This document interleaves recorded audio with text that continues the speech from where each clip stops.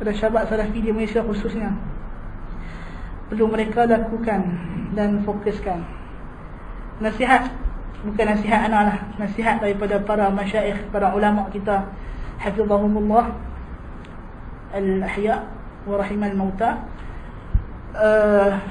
Ialah benda yang paling penting dalam menuntut ilmu, dia mesti taksil dulu, mesti faham usul-usul ilmu dan kaedah-kaedah ilmu sebelum dia pergi kepada masalah rad dan tahzir dan sebagainya.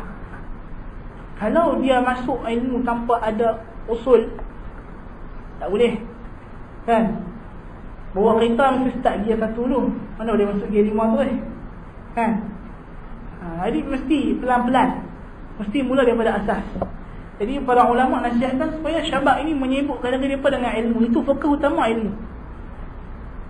Bukan kita cari nak berjidal dengan ahli bid'ah. Bukan. Sebab rak yang paling besar keadaan ahli bid'ah ialah dengan taksil. Sebab kalau kita rak secara mufassal satu-satu, kadang-kadang syubhat tu pulang banyak kali, kita pun jadi malas nak jawab. Tapi kalau kita bagi kaedah itu masalah tempat dan arah ini. Isu ni bukan semalam, pagi tadi, 2 hari lepas, dah ratus-ratus tahun dah, kan? Tapi kalau kita kembali kepada kaedah, macam mana datang masalah pun, kita bila kita tahu kaedah ilmu, maka dia akan mudah, dia akan senang. Benda apa pun kalau kita faham kaedah, kita faham formula. Orang mengaji matematik, datang masalah macam mana pun, kalau dia tahu formula asas, dia boleh buat lah. Kalau dia tak faham formula asas, tak boleh pergi ke mana dia, kan? Jadi itulah ilmu. Ilmu syarak lebih macam tu jugalah, kan? Mesti faham kaedah. Sebab tu ulama-ulama salaf i'tina dengan usul, dengan mutun, dengan matan, kan? Waktu Syekh Muhammad Abdul Wahab tulis matan banyak untuk takrir ilmu, dan dia bahas masalah mudah-mudah, ringkas-ringkas saja untuk orang awam baca, tak ada masalah. Bukan untuk ni, untuk permulaan talibul ilm. Lepas tu barulah kita menjelajah, naik lagi dengan masyayikh, belajar kitab yang besar, mula daripada kitab yang kecil, naik kepada yang pertengahan, naik kepada yang besar. Kalau datang terus, jomlah kita mengaji belajar majmu' al-fatawa, kan? Tak ke mana kita, kan? Tiba-tiba nak mengajar akidah, yang pertama sekali, kitab pertama kita nak mengaji ialah Dar'u Ta'arud Bainal Aqli wal Naql. Ibn Uthaymin kata, siapa yang tak kerti berenang, tenggelam. Dar'u Ta'arud ni bahrun yaghriqu fihi man la ya'rifu sibaha. Tenggelam orang tak tahu sibaha, kan? Kalau tak tahu asas, tiba-tiba dia terus nak pergi rak, jadi masalah. Jadi sibukkan dengan ilmu, maka dengan tersebarnya ilmu akan hilang segala kejahilan, hilang segala benda-benda yang ni. Hatta contoh kita kata gejala sihir, rasuk hantu dan sebagainya, salah kita katakan. Kalau kita pergi janti dia pun, kalau orang tu akidah tak betul, lagi hantu tu main masuk balik. Sampai bila tak sudah. Cuba kalau akidah dia kuat daripada awal, senang sikit, hantu pun lari, jin pun tak kacau, kan? Sebab itu tidak ada cara untuk menghilangkan gejala sihir dan apa ni, melainkan dengan tersebarnya tauhid. Kejahilan dihilangkan dengan ilmu. Jadi pentingkan ilmu. Itu yang penting. Ilmu asas, ilmu syarak, ilmu agama. Jangan jemu mengaji. Wala tabjaranna min kasratil ifadah. Kata guru kami Syekh Salih Al-Utsaimin hafizahullah, jangan rasa terkejut dengan banyaknya ilmu yang diberi, kan? Kalau kita tengok ulama dahulu, Imam Nawawi rahimahullah, satu hari berapa kelas dia mengaji?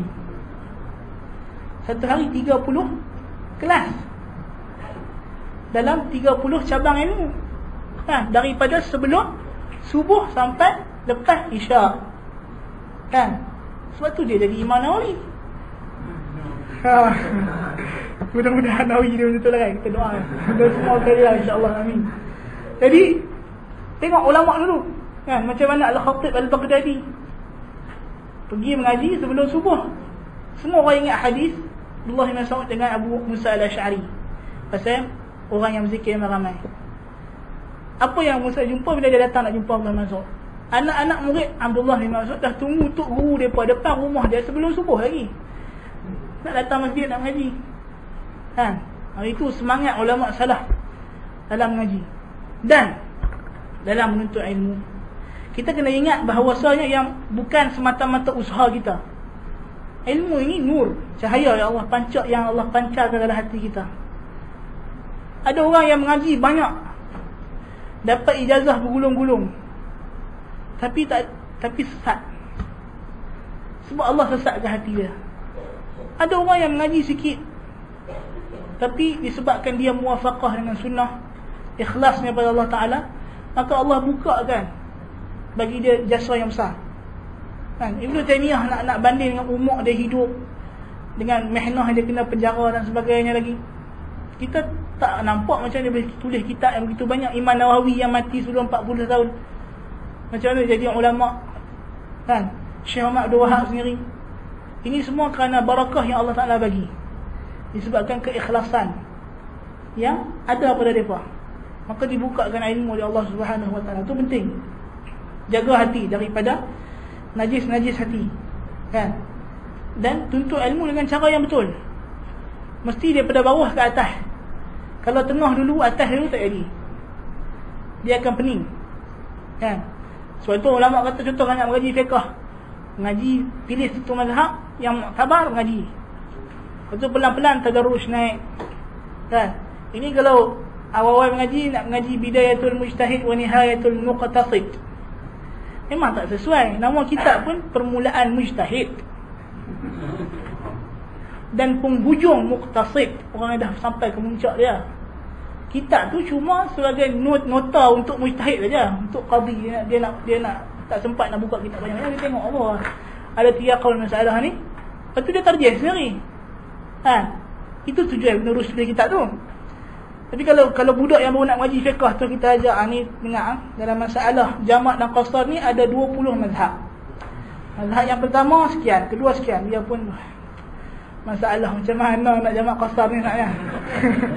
Kan? Tak jadi. Kan? Dalil pula berbagai-bagai. Jadi ada masalah yang, jadi kita kena tetapkan. Nak mengaji akidah pun sama. Mulakan dengan matan-matan yang ringkas. Jangan terus pergi matan-matan yang besar. Kalau tidak, dia akan jadi harum. Dan matan pun kan cari syarah yang ringkas dulu. Syarah yang mubtadi' dulu, lepas tu baru naik syarah yang tinggi sikit dan syarah yang lebih besar.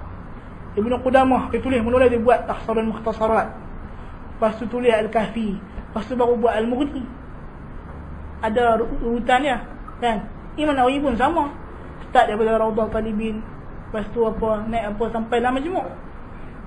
Bukan terus mula macam tu. Jadi menuntut ilmu dan dengan cara yang betul, itu yang paling penting tekankan oleh para masyaikh kita hafizahumullah, untuk menuntut ilmu dengan cara yang betul dan menyibukkan diri dengan ilmu. Banyakkan baca tulisan ulama salaf. Jangan sibuk nak baca tulisan ulama golongan-golongan ahli bid'ah. Jangan termakan dengan syubhat kata kitab ni ada faedah. Sebab Syekh Abdul Muhsin Abad kata apa? Kita ni umur bukan sempat nak baca semua kitab, kan? Baik kita baca kitab yang sejahtera, yang tak ada masalah, kemudian baru kita boleh bezakan. Jangan kata aku baca kitab ni walaupun ada masalah tapi aku ambil yang baik saja. Jangan cakap macam tu. Kan kita tak tahu mana baik mana buruk, kan? Jadi kena hati-hati.